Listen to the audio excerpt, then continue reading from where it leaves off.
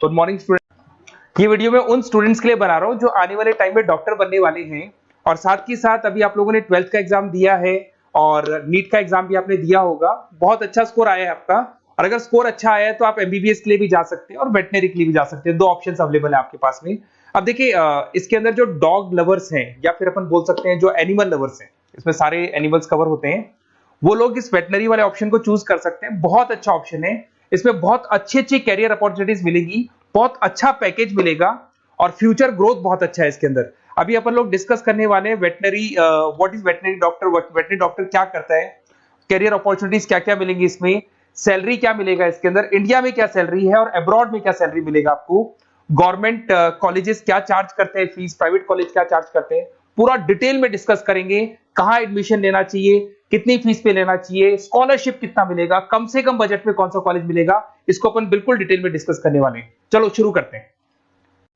अब देखिए एक वेटनरी डॉक्टर करता है क्या, what the veterinary doctor will do. तो वेटनरी डॉक्टर बहुत सारे काम करता है, डायग्नोस्टिक का काम है, उसका ट्रीटमेंट का काम है, सर्जरी का काम है, प्रिवेंशन क्योर का काम है, इमरजेंसी केयर के लिए आपका जो एनिमल वेलफेयर हो गया, क्लाइंट एजुकेशन हो गया, ये सारे काम को करता है। जैसे अगर अपन डायग्नोस्टिक की बात करें तो एनिमल्स का एग्जामिनेशन करना है, उसका एक्सरे करना है, ब्लड टेस्ट करना है, उसमें वो काम करेगा।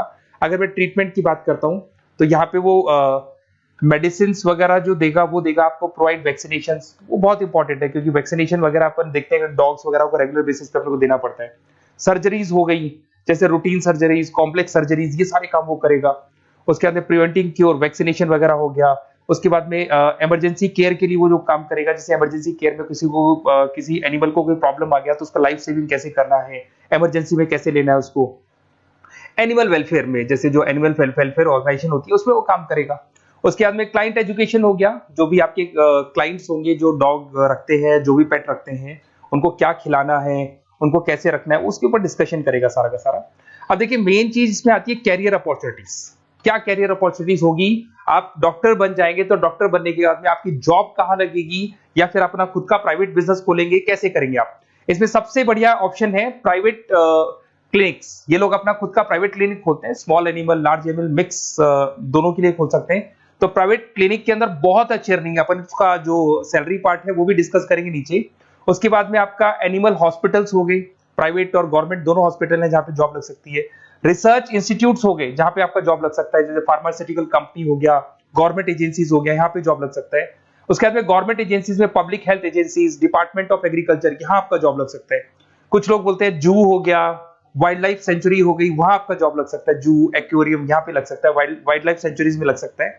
उसके अलावा फूड प्रोडक्शन इंडस्ट्रीज हो गई, जैसे लाइफ स्टॉक प्रोडक्शन हो गया, जैसे कोई मुर्गियों का बिजनेस करता है या मुर्गियों का फार्म है, वहां पे जॉब लग सकता है आपका। एनिमल वेलफेयर एडवाइस के लिए जॉब लग सकता है आपका। कुछ नॉन प्रॉफिट ऑर्गेनाइजेशन होती है जो एनिमल्स के लिए खुली हुई है और उनका ऑब्जेक्टिव होता है कि कोई भी अगर एनिमल के साथ कोई प्रॉब्लम है तो वो लोग सॉल्व करते हैं उसको, उसका कोई चार्ज नहीं है, वहां आपका जॉब लग सकता है। उसके बाद में पेट और फूड न्यूट्रिशन, क्या खिलाना है, जैसे आपने सुना होगा डॉग्स को पेडिग्री देते हैं अपन, वैसे कौन सी चीज खिलानी चाहिए, क्या नहीं खिलाना चाहिए, उसकी जो जितनी मेडिसिन बनेगी या जितने फूड बनेंगे वहां जॉब लग सकता है आपका। उसके अलावा आपका स्कूल्स एंड कॉलेजेस में आपका जॉब लग सकता है एज अ फैकल्टी। पढ़ने के बाद में अगर आपका इंटरेस्ट है फैकल्टी बनने का तो वहां आपका जॉब लग सकता है। कंसल्टेंसी फर्म्स हो गया, animal health consultancy, food safety consultancy, यहाँ आपका जॉब लग सकता है।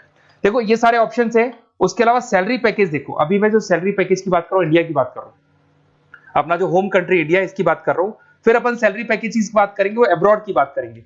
तो सब में अगर आप देखें तो ऑन एन एवरेज ये मान के चले कि आपका 5 लाख से 10 लाख तक का एवरेज जा रहा है पैकेज। अगर प्राइवेट क्लिनिक भी आप खोलते हैं, गवर्नमेंट सर्विस भी करते हैं ना, तो आप ये मान के चले कि आपका पैकेज 5 से 10 के बीच में जाएगा। उसके बाद रिसर्च इंस्टीट्यूट में भी यही मिलेगा आपको, जूस वगैरह के अंदर आपका यही 5 से 10 लाख के बीच में मिलेगा। फूड प्रोडक्शन इंडस्ट्रीज है, नॉन प्रॉफिट ऑर्गेनाइजेशन है, तो ऑन एन एवरेज ये मान के चलो 5 लाख टू 10 लाख। तो एज अ फ्रेशर आपको एक्सपीरियंस हो जाएगा तो पैकेज बढ़ जाएगा, कंसल्टेंसी फर्म से यहाँ लग सकते हैं। बट अगर आप अब्रॉड का प्लान कर रहे हो ना, तो अब्रॉड के अंदर तो ये मान के चलो कि आपका जो सैलरी है उसके अंदर बहुत जबरदस्त मल्टीपल इंक्रीमेंट होने वाले हैं। अगर आप अब्रॉड का प्लान कर रहे हैं, अगर यूएस में अगर आपका जॉब लगता है तो ये मान के चले ऑन एन एवरेज $1 लाख है एनुअली। तो अगर $1 लाख का मतलब मान के चले तो 83 या 80 रुपीज राउंड फिगर में मानोगे तो भी 80 लाख रुपए आपको मिले। तो इसके अंदर एक बहुत अच्छा ऑप्शन है कि आप एज अ डॉक्टर बन के अब्रॉड भी जा सकते हैं। कुछ लोग हैं जो नहीं जाना चाहते बट कुछ जाना चाहते हैं तो वो जा सकते हैं, इसमें अब्रॉड भी जा सकते हैं। उसमें यूएस है, यूके है, ऑस्ट्रेलिया है, कनाडा है, जर्मनी है, बाकी और बहुत सारी कंट्रीज है जहां पे बहुत अच्छे अच्छे जॉब लगेंगे। ऑन एवरेज मान के चलो 80 लाख, 70-80 लाख रुपए आपको साल के मिल जाएंगे। ये सारे ऑप्शंस हैं। अब मेन चीज पे आते हैं। देखो सीधी सी बात है, अगर इसको करना है तो उसको करने के लिए नीट में स्कोर कितना चाहिए, गवर्नमेंट कॉलेज क्या मांगेगा, प्राइवेट कॉलेज क्या मांगेगा। अगर मैं गवर्नमेंट कॉलेज की बात करता हूं तो नीट में मिनिमम 450 का मार्क्स चाहिए आपको। अगर नीट में 450 मार्क्स नहीं है, प्लस आपका 12th में 50% कंपल्सरी है, फिजिक्स, केमिस्ट्री, बायो से होना चाहिए, 50% होना चाहिए, और साथ के साथ नीट के अंदर 450 मार्क्स चाहिए। 5.5 साल का कोर्स है। गवर्नमेंट कॉलेज में अगर आपको मिल जाता है तो सबसे फर्स्ट ऑप्शन यही रखेंगे आप।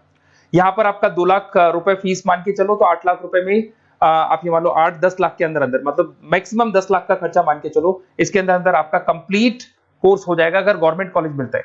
बट अगर आपका स्कोर कम है तो मैं आपको एडवाइस करूंगा गो फॉर प्राइवेट कॉलेज, क्योंकि आगे स्कोप बहुत अच्छा है कि वापस जब आप कहीं अब्रॉड जाते हैं या फिर कहीं और जॉब करेंगे तो निकल जाता है सारा पैसा, कोई दिक्कत नहीं है।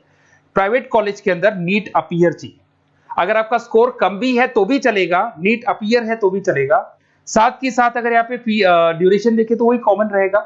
बट प्राइवेट कॉलेज में फीस बहुत हाई है। देखो आप 5.5 से लेके 7 लाख पर एनम मान के चलो तो पूरी फीस मान लो कम से कम 30-35 लाख के आसपास फीस बैठती है आपकी। अब इसमें हॉस्टल भी इंक्लूड नहीं है, हॉस्टल का अलग से चार्जेस लगने वाला है आपका। अब मैं जो आपको बताने वाला हूं उसको ध्यान से सुनना। प्राइवेट कॉलेज में बहुत सारे कॉलेजेस हैं जो लोग स्कॉलरशिप पे एडमिशन लेते हैं, बच्चों को पता ही नहीं उन कॉलेज के बारे में। वहां पर हॉस्टल भी इंक्लूड हो जाएगा, स्कॉलरशिप भी मिल जाएगा, और बहुत मिनिमम फीस में आपका एडमिशन हो जाएगा। इतना फीस आपका लगेगा ही नहीं, आप ये मान के चलो। तो उन सारे कॉलेजेस का अपन डिटेल में डिस्कस करेंगे। मेरा नंबर आप लोग के पास है, इस पे जैसे आप कॉल करेंगे तो या तो मैं रिसीव कर लूंगा, अगर मैं रिसीव नहीं करूं तो आप मेरे को मैसेज डाल के छोड़ना, मैं हाथों हाथ डिटेल, मेरे जो डिटेल काउंसलर्स हैं उनसे मैं बात करा दूंगा, वो आपको डिटेल में सारा डिस्कस करेंगे। Okay, best of luck. कोई प्रॉब्लम हो, ये नंबर है मेरा, इस पे कॉल कर सकते हैं। Okay, best of luck.